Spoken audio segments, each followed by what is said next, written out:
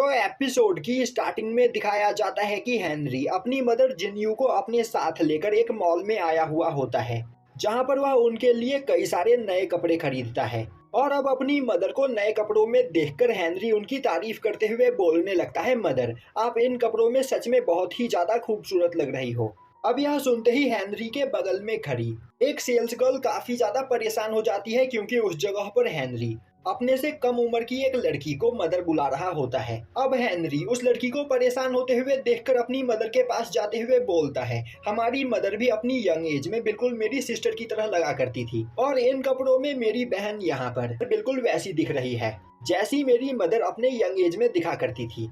अब यह सुनते ही वह सेल्स गर्ल हंसते हुए बोलने लगती है, मैं तुम्हारी बात समझ गई, तुम अपनी बहन को भी कभी कभी मदर कहकर बुलाते हो, इसमें कोई बड़ी बात नहीं।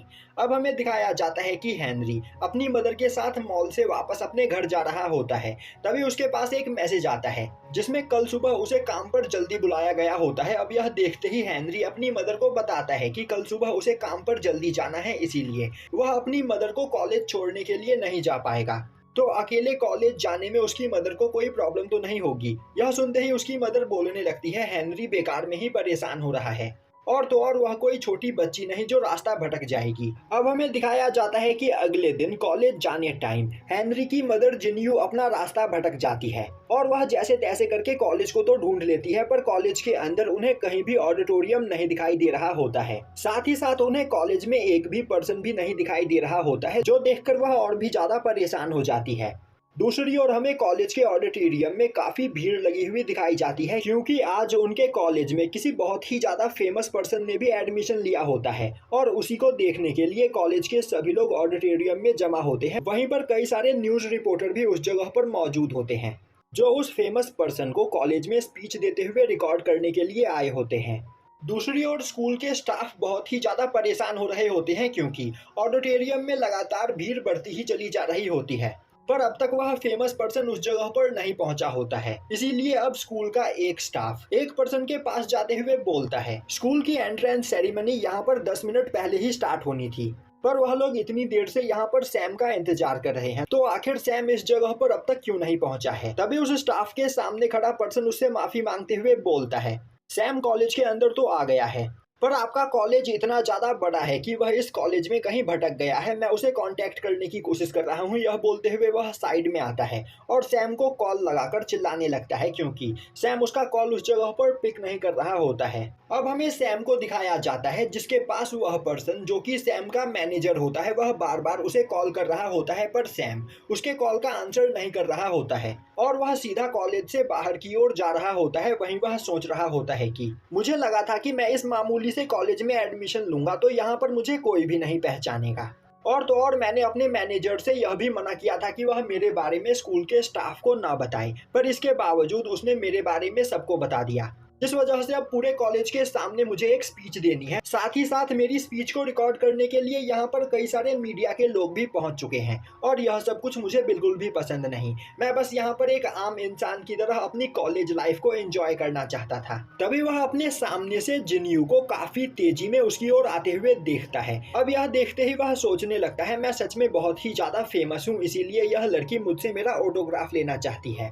और यह सोचते हुए वह ऑटोग्राफ देने के लिए अपने पेन को बाहर निकालता है, पर जिन्यू उसके पेन को उसके हाथ से दूर फेंकते हुए सैम का हाथ पकड़कर उसे अपने साथ ले जाने लगती है। वहीं वह चिल्लाते हुए बोल रही होती है, तुमने भी इसी साल इस कॉलेज में एडमिशन लिया है ना, तो मुझे जल्दी बताओ आखिर इस कॉलेज का ऑडिटोरियम कहाँ पर मौजूद है, क्योंकि हम दोनों ही यहाँ पर लेट हो चुके हैं। यह सुनकर सैम को कुछ भी समझ में नहीं आता है, पर जिन्यू उसे घसीटते हुए सीधा कॉलेज के अंदर लेकर जाने लगती है। तभी भागते भागते जिन्यू अचानक से एक जगह पर रुक जाती है, क्योंकि वह एक जगह पर एक मदर और डॉटर को आपस में बात करते हुए सुनती है, और उस लड़की की मदर उसे कॉलेज छोड़ने के लिए आई हुई होती है। वहीं वह बोल रही होती है कि उसकी डॉटर को रोज उसकी मदर को कॉल करके उससे बात करना है, क्योंकि उनका घर एक दूसरे सिटी में है, और आज से उनकी डॉटर इस सिटी में अकेले ही रहने वाली है। पर उसकी डॉटर बोलती है, मदर आपको परेशान होने की कोई जरूरत नहीं, अब मैं कोई छोटी बच्ची नहीं रही, तो मैं अपना ख्याल रख सकती हूँ।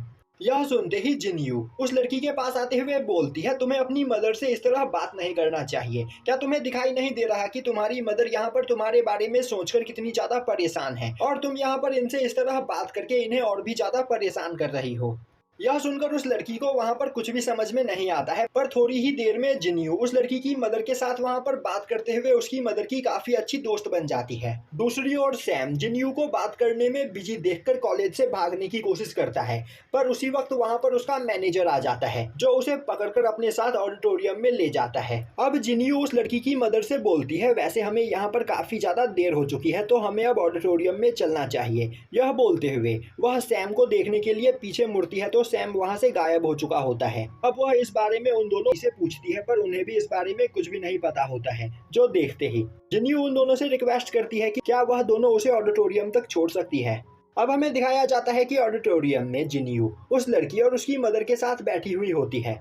वहीं पर जिन्यू और उस लड़की की मदर वहाँ पर दोनों ही ओल्ड लेडीज की तरह गप्पे मार रही होती है, जो देखकर उस लड़की को काफी ज्यादा अजीब लग रहा होता है। तभी ऑडिटोरियम के अंदर सैम की एंट्री होती है, जिसे देखते ही वहाँ पर मौजूद सभी लोग काफी ज्यादा एक्साइटेड हो जाते हैं और उसे चीयर करने लगते हैं। तभी जिन्यू अपने बगल में बैठी हुई लड़की से पूछती है, आखिर यह पर्सन है कौन और यहाँ पर लोग इसे देखकर इतने ज्यादा खुश क्यों हो रहे हैं। तभी वह लड़की जिन्यू को बताती है कि यह एक सेलिब्रिटी सैम है और हाल ही में इसने वर्ल्ड गोल्फ चैंपियनशिप में पार्टिसिपेट किया था, जिसमें इसकी रैंक फर्स्ट आई, जिसके बाद यह पूरे कोरिया में फेमस हो गया और तो और यह वर्ल्ड का यंगेस्ट गोल्फ चैंपियन है। अब यह सुनकर जिन्यू को काफी ज्यादा अजीब लगता है, क्योंकि अभी थोड़ी देर पहले वह सैम को घसीटते हुए कॉलेज के अंदर लेकर आई थी। अब एंट्रेंस सेरेमनी खत्म होने के बाद वह हेनरी को कॉल करके इन सभी चीजों के बारे में बताती है, जो सुनते ही हेनरी जोर जोर से हंसते हुए अपनी मदर का मजाक उड़ाने लगता है। हेनरी की मदर गुस्सा होते हुए बोलती है, क्या तुम यहाँ पर मेरा मजाक उड़ा रहे हो?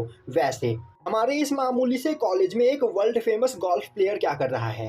अब हेनरी अपनी मदर को बताता है कि कॉलेजेस फेमस लोगों को अपने कॉलेज में बुलाकर अपने कॉलेज को प्रमोट करते हैं, और सैम के उस कॉलेज में एडमिशन लेने की वजह से आज वह कॉलेज इंटरनेट पर ट्रेंडिंग में है।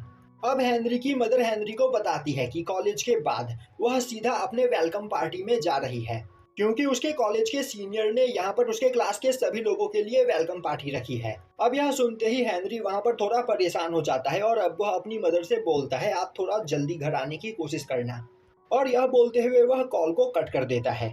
अब हमें एक पर्सन को दिखाया जाता है जिसका नाम ली चैन है, और यह जिन्यू के सीनियर्स में से एक है, जो सभी लोगों को अपने साथियों के साथ मिलकर एक रेस्टोरेंट के अंदर पार्टी देने के लिए आया हुआ होता है, और वह अपने सभी जूनियर्स के ऊपर चिल्लाते हुए बोल रहा होता है, हम तुम्हारे सीनियर हैं तो तुम्हें हमारी बात यहाँ पर माननी होगी। तभी पीछे से रेस्टोरेंट का दरवाजा खुलता है और अब रेस्टोरेंट के अंदर आते हुए हेनरी बोलता है, ली चैन, तो मेरे दोस्त आखिर यहाँ पर तुम्हारे क्या हाल चाल है? अब हेनरी को देखते ही ली चैन वहाँ पर काफी ज्यादा खुश होता है। अब दिखाया जाता है कि हेनरी और लिचैन एक जगह पर खड़े होते हैं। वहीं पर लिचैन गुस्सा होते हुए बोल रहा होता है, बेवकूफ, आखिर तुम पिछले 6 महीने से कहाँ गायब थे, और तो और तुमने मुझे एक बार भी कॉल नहीं किया। हेनरी बोलता है, वैसे फोन तो तुम्हारे पास भी है, अगर तुम चाहते तो मुझे कॉल करके इस बारे में मुझसे पूछ सकते थे। अब यह सुनते ही लिचैन हंसते हुए बोलने लगता है, तो क्या आज तुम यहाँ पर हमारे क्लास में आने वाले न्यू स्टूडेंट के वेलकम पार्टी को अटेंड करने के लिए आए हो? हेनरी बोलता है, नहीं, मैं बस यहाँ पर तुम्हें कुछ बताने आया हूँ।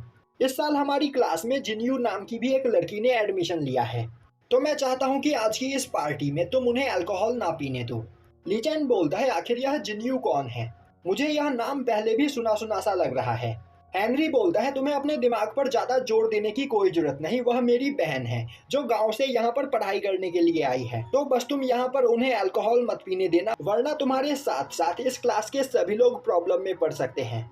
अब हमें दिखाया जाता है कि सभी नए स्टूडेंट्स की वेलकम पार्टी वहां पर स्टार्ट हो जाती है, और अब सभी स्टूडेंट्स एक एक करके अपने आप को वहां पर इंट्रोड्यूस करने लगते हैं। वहीं पर बैठी जिन्यू सोच रही होती है बचपन से ही एक कॉलेज में जाकर पढ़ाई करने का उसका सपना था, जहां से वह एक अच्छी सी प्लेसमेंट को हासिल करके एक बड़ी कंपनी में काम कर सके, पर अपने फैमिली प्रॉब्लम्स की वजह से उसे कभी भी कॉलेज में जाने का मौका नहीं मिला। पर फाइनली उसे यहाँ पर एक दूसरा चांस मिला है, तो वह यहाँ पर अपना मन लगाकर पढ़ाई करेगी और इस कॉलेज से प्लेसमेंट पाकर एक बड़ी सी कंपनी में काम करेगी, जिससे यहाँ पर हेनरी के द्वारा किए गए कॉन्ट्रैक्ट से हेनरी को भी कोई भी खतरा नहीं होगा। और अब वहाँ पर इंट्रोडक्शन देने की बारी जिन्यू की आती है, और अब जिन्यू अपनी जगह पर खड़ी होते हुए सभी लोगों को अपना इंट्रोडक्शन देने लगती है। वहीं पर वह इंट्रोडक्शन देते हुए रो रही होती है और बोल रही होती है कि बचपन से ही उसका सपना था कि वह एक कॉलेज में जाकर पढ़ाई करे, और फाइनली इतने सालों के बाद उसका यह सपना यहाँ पर पूरा हुआ है। तो वह अपनी पूरी मेहनत करेगी। अब उस जगह पर जिन्यू को रोते हुए देखकर आसपास खड़े सभी लोग बोलने लगते हैं, आखिर यह लड़की यहाँ पर रो क्यों रही है? क्या इसके एंट्रेंस एग्जाम में काफी कम मार्क्स आए थे जिस वजह से इसे काफी मुश्किल से कॉलेज में एडमिशन मिला है? अब हमें दिखाया जाता है कि जिन्यू लिनसाओ के साथ अपना मुंह धोने के लिए बाथरूम में आई हुई होती है और लिनसाओ वही लड़की है जिसकी मदर से जिन्यू कॉलेज के गेट पर मिली थी। अब लिनसाओ जिन्यू से पूछती है क्या यहाँ पर उसके क्लास में से कोई लड़का उसे पसंद है? जिन्यू बोलती है नहीं, वैसे तुमने मुझसे यह क्यों पूछा? लिनसाओ बोलती है यहाँ पर सीनियर ली चैन शायद से आप में इंटरेस्टेड है क्योंकि पार्टी में वह आपका काफी अच्छे से ख्याल रख रहे थे। यह सुनते ही जिन्यू वहाँ पर जोर जोर से हंसने लगती है और अब वह बोलती है लीचैन यहाँ पर बस एक बच्चा है और बचपन में वह और उसका बेटा हेनरी दोनों एक साथ खेला करते थे और कॉलेज के टाइम पर एक बार लीचैन ने जबरदस्ती हेनरी को अल्कोहल पिला दिया था जिस पर मैंने लीचैन को काफी बुरी तरीके से मारा था। अब यह सुनकर लिनसाओ वहाँ पर काफी ज्यादा परेशान हो जाती है, जो देखते ही जिन्यू बात को संभालते हुए बोलती है हेनरी उसका भाई है और लीचैन ने उसके भाई हेनरी को अल्कोहल पिला दिया था, इसीलिए उसने लीचैन को बुरी तरीके से मारा था। अब वह दोनों अपना मुंह धोने के बाद वापस से पार्टी में आते हैं। तभी जिन्यू देखती है कि क्लास का एक सीनियर अपने जूनियर को जबरदस्ती वहां पर अल्कोहल पिला रहा होता है जबकि वह पर्सन अल्कोहल पीने से मना कर रहा होता है। अब यह देखते ही जिन्यू गुस्से में उस पर्सन के पास जाते हुए बोलती है क्या तुम्हें एक बार में बात समझ में नहीं आती है? उसने तुमसे कहा ना कि वह अल्कोहल नहीं पीता है, तो तुम आखिर यहाँ पर जिद क्यों कर रहे हो? अब यह सुनते ही वह पर्सन गुस्से में बोलता है क्या तुम्हें यहाँ पर अपने सीनियर से बात करने की तमीज नहीं है? अब उस पर्सन को गुस्से में देखकर लीचैन आगे आते हुए उसे वहाँ पर शांत करने की कोशिश करता है, पर अब वह पर्सन उस जगह पर लीचैन को ही बुली करने लगता है और वह जबरदस्ती अब लीचैन को अल्कोहल पीने के लिए फोर्स कर रहा होता है। यह देखते ही लीचैन बोलता है बड़े भाई मेरे ख्याल से तुमने यहाँ पर थोड़ी ज्यादा पी ली है, तो तुम्हें अब घर जाकर सो जाना चाहिए। तुम हमारे जूनियर्स के सामने हमारा इंप्रेशन खराब कर रहे हो। अब यह सुनते ही वह पर्सन लीचैन के ऊपर हाथ चला देता है, पर उसी वक्त बीच में आते हुए जिन्यू उसके हाथ को पकड़ लेती है और अब वह बोलती है तो तुम्हें यहाँ पर अल्कोहल पीने का बहुत ही ज्यादा शौक है, तो फिर क्यों ना तुम मेरे साथ एक कंपटीशन करो जिससे यह साबित हो जाएगा कि आखिर तुम यहाँ पर कितने बड़े हैवी ड्रिंकर हो। अब यह सुनते ही वह पर्सन जिन्यू के चैलेंज को एक्सेप्ट कर लेता है, पर वह वहाँ पर कुछ ही ड्रिंक्स पीने के बाद बेहोश हो जाता है जबकि जिन्यू लगातार अल्कोहल पिए चली जा रही होती है। अब यह देखते ही जिन्यू वहाँ पर चिल्लाते हुए बोलने लगती है क्या हुआ, क्या तुम्हारी हवा निकल गई? आजकल के बच्चे पता नहीं खुद को तोप समझने लगे हैं, इन्हें लगता है कि यह किसी के भी ऊपर अपना रौब झाड़ सकते हैं। और क्या इन सभी अल्कोहल की बोतल में पानी मिला हुआ है? आखिर अब तक मुझे नशा क्यों नहीं हुआ? अब वहाँ पर जिन्यू को इस तरह बात करते हुए देखकर उसके क्लास के सभी लोग बुरी तरीके से डर चुके होते हैं। तभी जिन्यू गुस्से में चिल्लाते हुए लीचैन को अपने पास बुलाती है और अब वह अपने ग्लास में उससे अल्कोहल डलवाकर पीने लगती है। वहीं वह बोल रही होती है कि तुम्हें हमेशा अपने सीनियर्स की रिस्पेक्ट करनी चाहिए, मैं यहाँ पर तुम सभी लोगों में से सबसे ज्यादा बड़ी हूँ, तो मेरे सामने कभी भी ऊंची आवाज में बात मत करना। वहीं पर वह उस पर्सन के सर में पंच करते हुए उसे उठा रही होती है, पर ज्यादा ड्रिंक करने की वजह से वह पर्सन बेहोश हो चुका होता है। अब वहाँ पर जिन्यू बोलने लगती है फाइनली उसे कॉलेज में आकर पढ़ाई करने का मौका मिला है, और पहले जब यह मौका उसके पास था तब अपने फैमिली मेंबर्स की वजह से वह कॉलेज में आकर पढ़ाई नहीं कर पाई थी। एक तरह से उसके फैमिली वालों ने उसे कैद करके रख रखा था। अब यह सुनते ही क्लास के सभी लोग और भी ज्यादा डर जाते हैं और सोचने लगते हैं तो क्या इससे पहले जिन्यू किसी जेल के अंदर बंद थी और वह अभी अभी जेल से छूटकर बाहर आई है। वहीं पर क्लास के सभी लोग एक टक लगाए जिन्यू को ही देखे चले जा रहे होते हैं, जो देखते ही जिन्यू बोलती है आखिर तुम सभी लोग मुझे इस तरह क्यों देख रहे हो? शांति से बैठकर अपना खाना खाओ और यहाँ से निकलते बनो। अब हमें दिखाया जाता है कि पार्टी खत्म होने के बाद जिन्यू अपने घर आती है और अब वह जोर जोर से दरवाजा पीटते हुए बोलने लगती है क्या तुम इतनी जल्दी सो गए, जल्दी से दरवाजा खोलो। तभी वहाँ पर दरवाजा खुलता है और अब हमें दिखाया जाता है कि वह दरवाजा वहाँ पर ने खोला होता है और यहीं पर यह एपिसोड खत्म हो जाता है।